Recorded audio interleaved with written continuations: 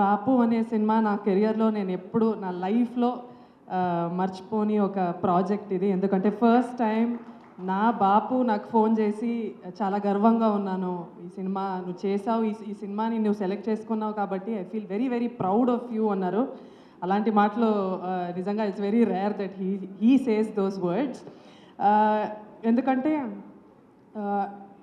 అంటే మనం కమర్షియల్గా చేసే సినిమా, గ్లామరస్గా చేసే సినిమాలు పక్కన పెడితే పల్లెటూరు సినిమా చెయ్యాలి. బికాజ్ సిటీ అనేది ఒక శరీరం అయితే పల్లెటూరు దాని soul. So every actor has to do role. ఒక పల్లెటూరు కథ చెయ్యాలి, అప్పుడే నువ్వు ఒక Indian actor, otherwise you are not an Indian actor అని చెప్పే మా Bapu. First of all my biggest thanks to my bapu for allowing me to be an actor. Allowing is a very big word in India because the choice for a woman to be an actor in India is very tough. మాకు IAS IPS కూడా crack చేసుకోవచ్చు, కానీ అమ్మ నాన్నల్ని ఒప్పించడం, మా చుట్టాలున్న వాళ్ళని ఒప్పించడం చాలా కష్టం. అలాంటప్పుడు ఒక 10 years బ్యాక్ నేను వేరే ఊరికి వచ్చి షూటింగ్ చేస్తున్నప్పుడు మా నాన్నకి ఎంతో భయం ఉండే. అంటే రాత్రంతా నిద్రపోయేవారు కాదు. యూస్ టు అయినా నాకు ఒక్కసారి కూడా ఫోన్ చేసి ఏంటి ఎక్కడున్నావు, పర్లేదా, అంత సేఫా అని ఆ భయాన్ని నాకు తగలకుండా చూసుకోవడం. చాలాసార్లు నిద్రపోకుండా నేను నైట్ షూటింగ్ వెళ్తుంటే నిద్రపోకుండా ఉండడం, ట్రావెల్ చేస్తుంటే. సో ఆ భయంతోనే ఉండి ఒక్కసారి కూడా నాకు చెప్పలేదు, నాకు చాలా భయంగా ఉంది, నువ్వు ఇదంతా ఆపేసేయి అని ఒక్కసారి కూడా నాకు చెప్పలేదు. ప్రతిరోజు జస్ట్ ఒక మెసేజ్ ఫోన్ చేసి ఐ హోప్ యూర్ ఓకే అంటారు అంతే.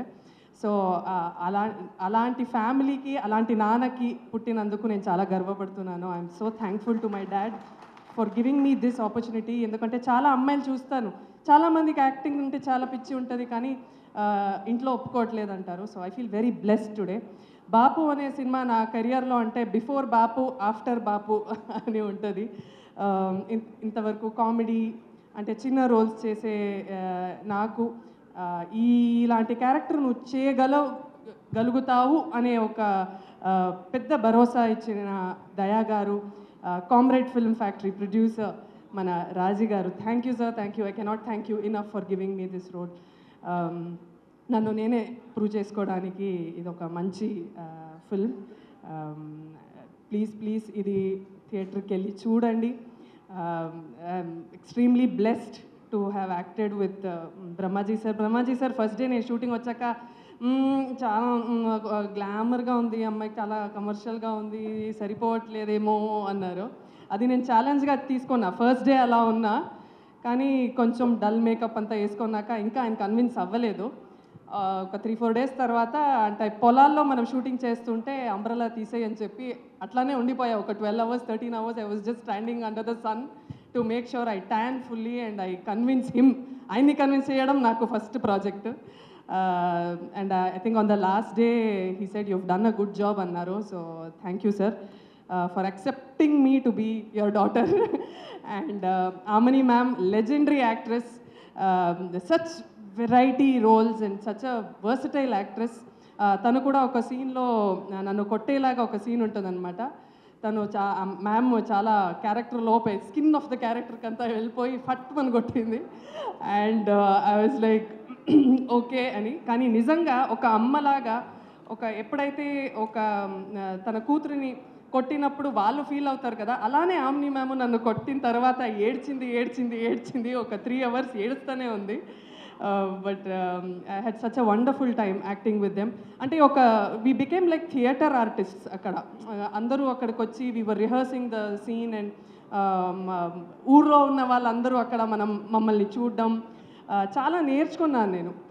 సో ఈ పల్లెటూరులో ఈ సినిమా చేయడం, మనకి అన్నం పెట్టే భూమికి ఇది ఒక చిన్న